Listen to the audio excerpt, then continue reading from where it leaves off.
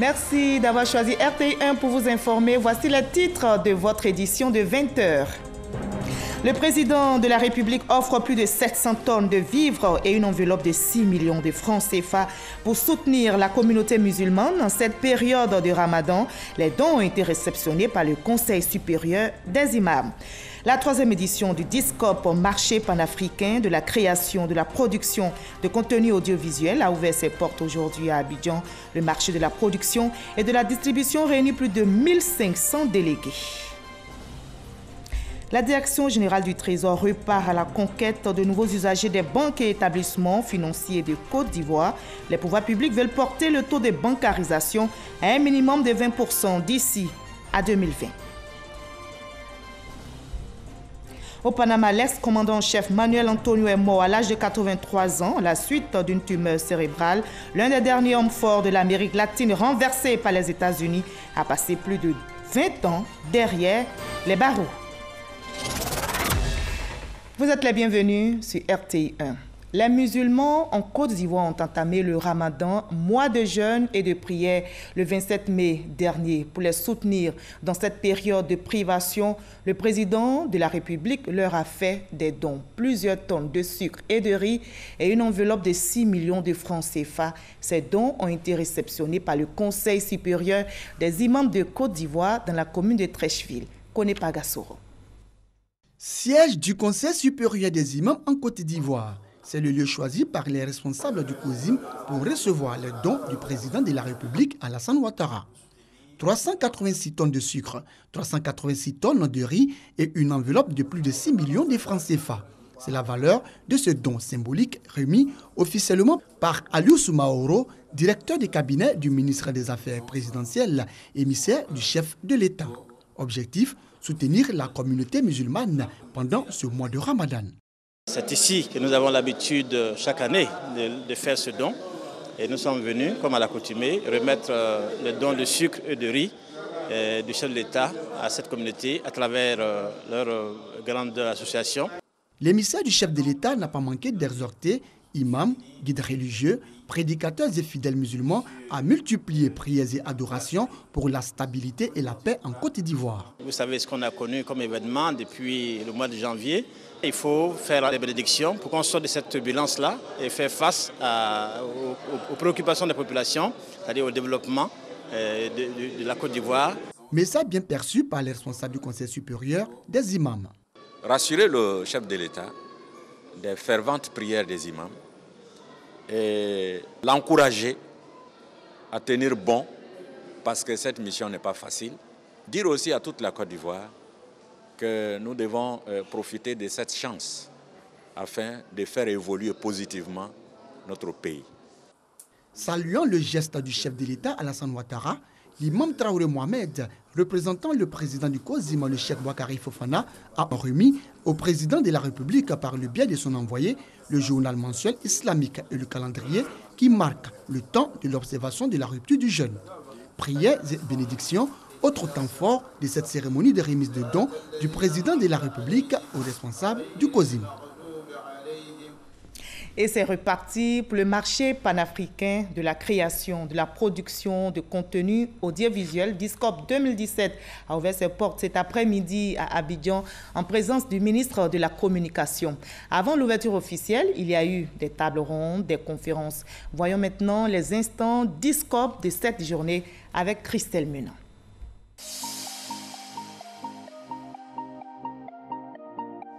Ce matin, au DISCOP, on s'est posé la question suivante. Comment le numérique peut-il accélérer le développement de l'industrie audiovisuelle en Afrique?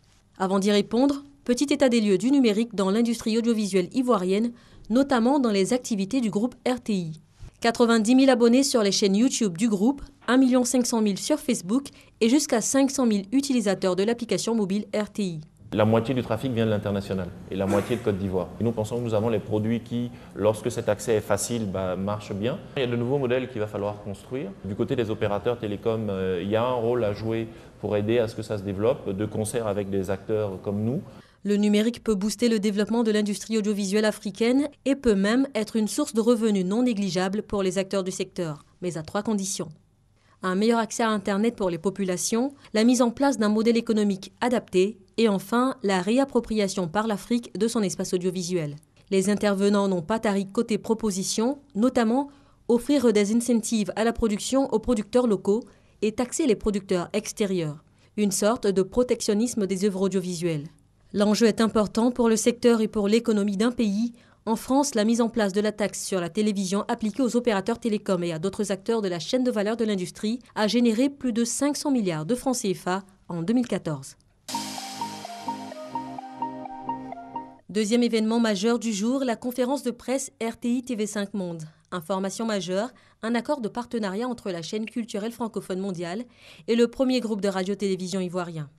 La RTI et TV5 Monde annoncent l'accompagnement de 5 séries originales coproduites par le groupe et préachetées par TV5 Monde.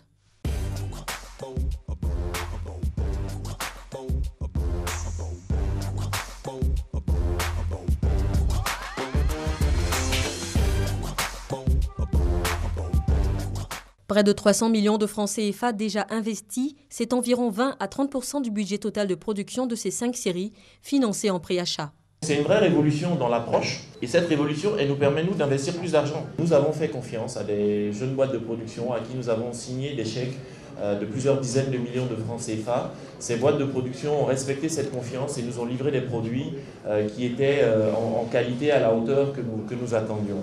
Donc quelque part, c'est pour vous dire le potentiel formidable qu'il y a sur ce marché ivoirien avec ces talents ivoiriens. Et je crois qu'avec des partenariats comme celui-là, l'avenir est vraiment radieux. Un accompagnement qui va du développement du scénario à la diffusion finale. Un mode de financement en soutien à la production de fiction ivoirienne de qualité, prête à être diffusée à l'international. Ce préachat nous permet, nous, par rapport aux coproducteurs et à la RTI, c'est de pouvoir proposer une offre de série originale, déjà d'une part. D'autre part, c'est de concilier aussi la qualité éditoriale et technique et les impératifs budgétaires. 5 productions originales, aux côtés de l'incontournable Akissi Delta. Ils sont 4 jeunes à avoir bénéficié de cet accord de partenariat. La nouvelle génération de producteurs de fiction ivoirienne a pris ses quartiers dans le paysage et convainc déjà à l'international. Ajoutez que la cérémonie officielle de Discop 2017 vous sera proposée dans nos prochaines éditions. La Direction générale du Trésor repart à la conquête de nouveaux usagers des banques et établissements financiers de Côte d'Ivoire. Les régions concernées sont le Gontogo et le Haut-Sassandra. Les pouvoirs publics veulent ainsi porter le taux de bancarisation à un minimum de 20% d'ici à 2020. On en sait plus avec Noël Niagno. Abidjan Plateau, la rue des banques, parce qu'elle concentre le plus d'agences sur le périmètre d'Abidjan. L'imagerie populaire ignore depuis son appellation de rue Joseph Anoma. Les pouvoirs publics veulent réconcilier cette appellation avec le nombre d'Ivoiriens usagers des banques et établissements financiers. À ce jour, ils sont 16 sur 100 à disposer de comptes bancaires. C'est le taux le plus élevé de l'Afrique de l'Ouest et du Centre. Les pouvoirs publics veulent porter ce taux à au moins 20% après la croissance des 10 dernières années, de 5,1% en 2007 à 16% en 2016. Surtout qu'avec ses 24 structures, la Côte d'Ivoire compte le plus de banques et établissements financiers de l'espace UEMOA et de la CEMAC, Communauté économique et monétaire, des États de l'Afrique centrale. Comment s'y prendre? Une solution: sensibiliser, informer les populations sur les avantages des services financiers modernes. L'une des finalités majeures de l'accès aux services financiers est l'amélioration du niveau de vie des personnes à revenus modestes, généralement exclus des secteurs financiers formels, voire il est attendu une croissance davantage inclusive. Après l'édition 2016 dans la Maraoué et la Nawa, voici venu le tour des régions du Gontogo et du Haut-Sassandra sur le thème État et banque ensemble pour la bancarisation. Des difficultés qu'ont nos populations. Souvent, elles doivent faire plus de 200 km pour pouvoir avoir accès à un service financier. Et elles sont obligées de garder leur argent dans les Canaries, sous les matelas. Donc nous appelons effectivement à la solidarité des banques pour qu'elles puissent aller, nonobstant le peu peut-être de rentabilité financière qu'elles ont à s'installer dans ces régions, à venir, parce qu'elles participeront de ce fait véritablement au développement de notre pays. Les banquiers et les premiers bénéficiaires du relèvement du taux de bancarisation ont affiché leur détermination à jouer leur partition. Il est important qu'il y ait un partenariat de plus en plus accru entre les populations et le système bancaire pour faciliter donc l'évolution globale de notre économie que nous voulons de plus en plus prospère. Une chose reste à faire, réduire les obstacles en termes de paperasse, quelquefois loin, voire trop loin de nos réalités, et surtout la recherche de produits adaptés aux besoins de financement des populations. Et l'on dénombre 24 établissements bancaires et financiers en Côte d'Ivoire. Ces établissements totalisent 606 agents fin 2016 contre 324 en décembre 2010. La répartition donne 343 agences à Abidjan et 263 à l'intérieur du pays. Pour accompagner la politique de modernisation et de compétitivité des ports ivoiriens, le port de Miami aux États-Unis vient de signer une convention de partenariat. Cette convention devrait permettre le renforcement des échanges commerciaux entre le port autonome d'Abidjan, celui de San Pedro et le port de Miami, et l'un des plus importants du continent américain. Mamadou Kwasi. Le profil des ports ivoiriens intéresse bien le port de Miami aux États-Unis d'Amérique, l'un des plus importants ports du continent américain. Principal port de l'État de Floride, aux États-Unis, le port de Miami veut apporter son expertise à la Côte d'Ivoire, qui s'est inscrite depuis quelques années dans la modernisation de ses ports.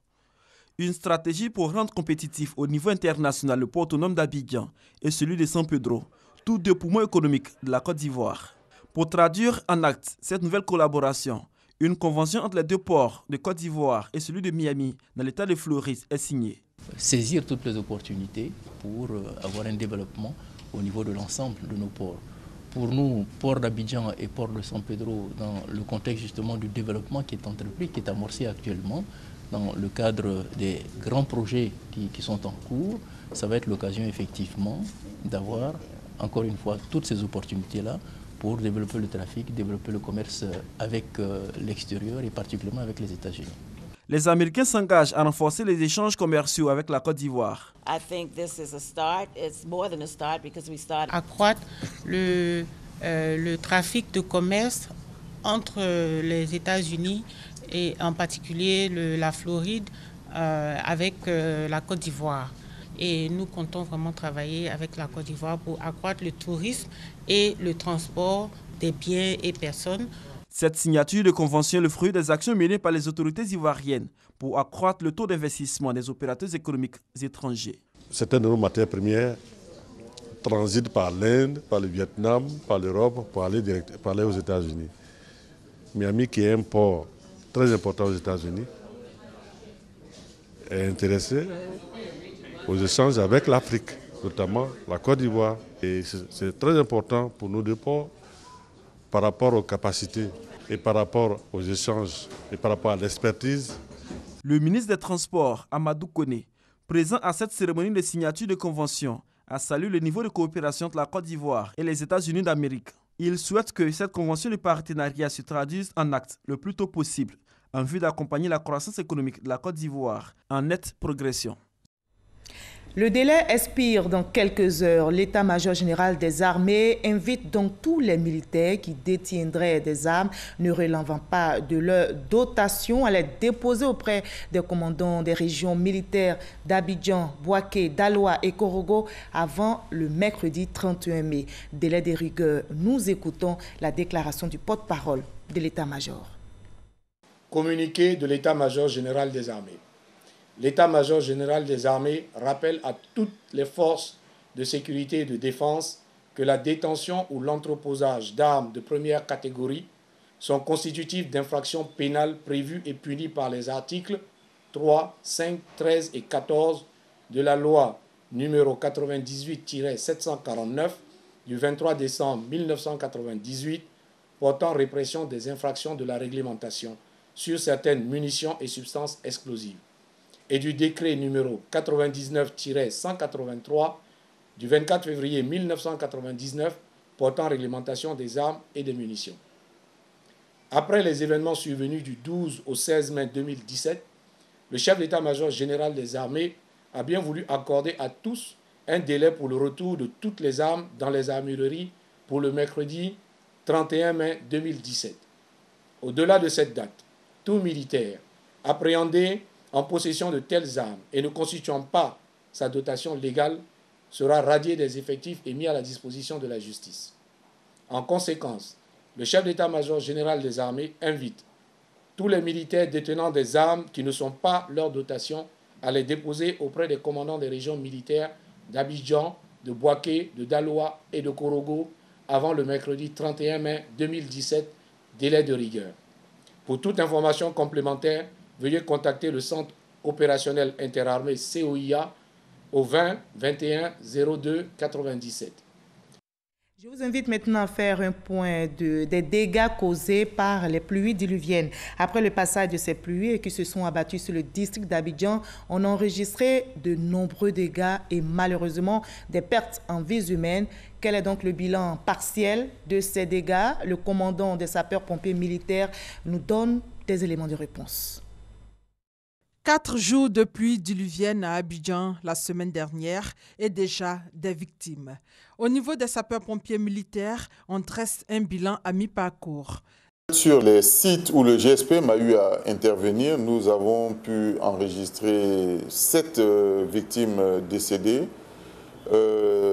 34 personnes mises en sécurité et 6 victimes évacuées dans les hôpitaux. En saison des pluies, les interventions se multiplient, mais la mission n'est pas sans difficulté. Les difficultés que nous rencontrons dans ce genre d'intervention sont essentiellement dues à l'imprécision de la localisation des lieux des sinistres. Et très souvent, les personnes qui sont en difficulté face à la montée des eaux attendent vraiment la dernière minute pour nous alerter. Donc, quand nous arrivons, soit nous avons un accès très très difficile à ces personnes-là, soit nous arrivons carrément lorsque les victimes sont décédées. Pour éviter que la saison des pluies n'endeuille encore des familles dans le district d'Abidjan, les populations sont invitées à être plus vigilantes. Nous avons les hommes et les moyens pour pouvoir intervenir. Mais pour intervenir efficacement, il faut que nous soyons avertis dans des délais raisonnables. À tous ceux à qui ce genre de situation peut arriver, de ne pas tarder à appeler les secours. Et quand on constate que les eaux montent dans une maison, quand on a encore la possibilité de sortir, il faut bien sortir de la maison, ne pas attendre la dernière minute et se retrouver coincé par la montée des eaux. Ça peut être fatal. La saison des pluies ne fait que commencer. Juin est le mois le plus arrosé. En cas d'inondation, de dégâts, d'éboulements, d'évacuation, de sinistres ou de détresse, les populations sont invitées à appeler le numéro vert, le 180 ou le 01 80 13 23. Reportage réalisé pour vous par Christ Diomandé et Delphine Gla. Le tabac, une menace pour le développement. C'est autour de ce thème que sera célébrée demain, 31 mai, la journée mondiale de lutte contre le tabagisme. En Côte d'Ivoire, le ministère de la Santé et de l'Hygiène publique s'active pour la lutte. Mais comment arrêter de fumer? La question vous intéresse. Eh bien, un centre d'aide de sévrage existe en Côte d'Ivoire. Il a été mis en place par le programme de lutte contre le tabagisme. Comment fonctionne ce centre et comment se fait la prise en charge des fumeurs? Éléments de réponse avec Frédéric Olaï et Delphine Gla. Youssouf a une fois consommé le tabac. Aujourd'hui, en classe de terminale, il n'arrive plus à s'en passer. Pour mettre fin à la pratique, il a décidé d'aller au centre d'aide au sévrage tabagique. Le centre est situé au sein du CHU de Cocody.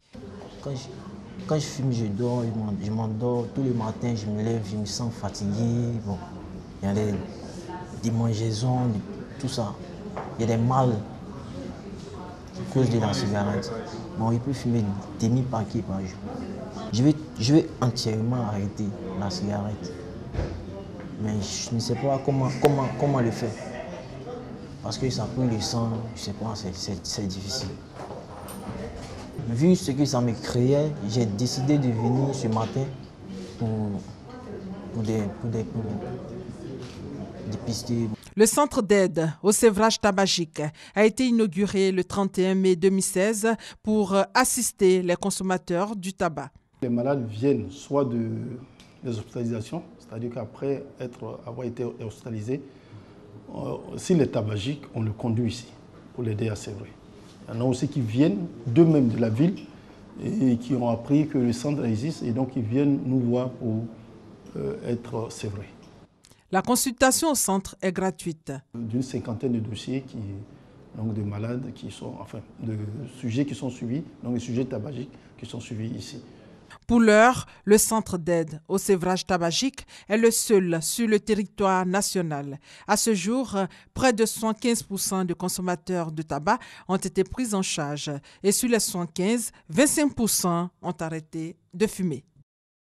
Un centre qui devrait donc être fréquenté par tous les fumeurs. La région de Gbeke vient d'être honorée. Le président du conseil régional, Jean Kwasi Abonoa, a reçu le prix spécial de l'Interafricaine de communication et de sondage du meilleur acteur de développement. La remise de ce prix a eu lieu à Abidjan en présence de nombreuses personnalités venues de la région de Gbeke. Kader Sogodogo. Le prix spécial de l'Interafricaine de communication et de sondage, ICS 2016-2017, du meilleur acteur de développement local décerné à Jean Kwasi Abonoa, président du conseil régional de Gbeke, pour les importants investissements réalisés en infrastructures de développement et pour ses nombreuses actions sociales en faveur des populations de sa région. Les efforts du président du conseil régional de Gbeke et de son équipe pour l'amélioration des conditions de vie des populations de la région ont convaincu le jury qu'il a désigné pour recevoir ce prix. En effet, a expliqué Charles Sandé, directeur général de ICS, en 3 années, ce sont plus de 6 milliards de nos francs que le conseil a investi. Quant au lauréat Jean Kwasi Abonoa, il remercie les initiateurs du prix pour avoir apporté leur choix sur lui et sa région. En 2013, mesdames et messieurs, nous sommes arrivés à la tête d'une région qui souffrait des effets de la crise. Il fallait une équipe soudée, ayant la même vision que le président pour faire face aux défis qui attendaient cette région. Pour la circonstance, le lauréat a bénéficié du soutien des rois et chefs traditionnels de la région de Gbeke qui ont effectué nombreux le déplacement d'Abidjan. C'est dans une ambiance de fête, avec des prestations d'artistes, chanteurs et de comédiens que s'est déroulée cette cérémonie. Dans ce 20 ans, on parle aussi de cohésion sociale. Le ministre Amédée Kouakou était le week-end dernier dans la région du Logibwa. Fils de la région, il est allé sensibiliser les populations de plusieurs villages du département de Divo sur les valeurs de la cohésion sociale. Kouassi Mamadou. Les populations sont venues de tous les cantons, villages et campements du département de Divo pour participer à cette journée de retrouvailles et de cohésion sociale à Data. Les fils et filles de la région du Logibwa, réunis autour des chefs traditionnels et des guides religieux, veulent impulser une nouvelle dynamique à leur région. Une dynamique axée sur le développement, le vivre ensemble et le renforcement de la cohésion sociale. Et cela s'est traduit dans cette mobilisation dans le village de Data, dans la commune de Divo. Les populations dans leur ensemble ont traduit au président de la République, Alassane Ouattara, leur soutien et surtout leur gratitude pour la promotion des cadres Logibwa et aussi pour les nombreux projets de développement réalisés à leur profit. Le ministre Amédée Kouakou, cadre de la région, a invité ses parents à accompagner la politique de développement du président de la République, Alassane Ouattara. Nous sommes ici dans le Logibwa en train de montrer l'exemple de l'union, l'exemple de la cohésion, pour que ce pays puisse aller de l'avant. Nous allons travailler dans ce sens, mais on ne peut le faire que lorsqu'il y a la paix, lorsqu'il y a la cohésion dans ce pays. Parrain de cette cérémonie de retrouvailles et de cohésion sociale, Yacouba Hiensié, directeur général du port autonome d'Abidjan. Il salue l'engagement des populations du Logibwa à soutenir le chef de l'État Alassane Ouattara dans sa politique de réconciliation et de paix en Côte d'Ivoire. Unité, solidarité, paix et développement autour du président Alassane Ouattara, autour du président Nicolas Bédié, autour du Premier ministre. L'important, c'est de travailler pour la postérité. L'important, c'est d'être des soldats. D'être des soldats qui travaillent pour le développement, au profit de nous d'abord, mais au profit de notre descendance, au profit de l'avenir de la Côte d'Ivoire. Le collectif des chefs traditionnels de la région du Logibwa a chargé le ministre Amédée Kouakou et le parrain Yacouba Hiensie de transmettre au président de la République Alassane Ouattara son soutien continu pour conduire la Côte d'Ivoire à l'émergence dans la paix et la prospérité. Un engagement traduit par des prières et des invocations. Et les femmes du Ouorodougou réaffirment leur soutien au président de la République. Réunies autour de la secrétaire nationale du RDR chargée de la famille, de la protection de l'enfant, ces femmes ont salué les actions de développement du président Ouattara. Elles ont été invitées à promouvoir la paix dans leur région. Hamza Diaby. La paix, la fraternité, l'amour du prochain, voilà ce qui doit prévaloir dans toutes les localités du Ouorodougou. C'est en clair le message de Mbaya Bomba Maferima aux femmes de la région. La secrétaire nationale du RDR chargée de la famille et de la protection de l'enfant les exhorte également au rassemblement et au soutien des actions du chef de l'État. Mon appel à la paix sociale s'adresse à tous, citoyens modestes, cadres de haut rang, intellectuels. Nous devons éviter de faire preuve de cécité devant les années de paix et de quiétude, de sérénité et de climat de confiance retrouvé entre Ivoiriens vis-à-vis de l'extérieur de notre pays.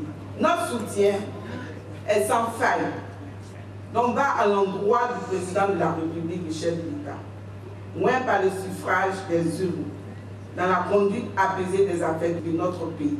Un message appuyé par Mariam Diomandé Ouattara, la représentante du secrétaire général par intérim du Rassemblement des Républicains, Amadou Soumaoro. Depuis avril 2015, les ressortissants du Ouorodougou ont scellé leur destin commun dans une association dénommée le FASO. Une association dont l'une des missions est le renforcement des capacités des membres dans plusieurs domaines et la création d'activités génératrices de revenus.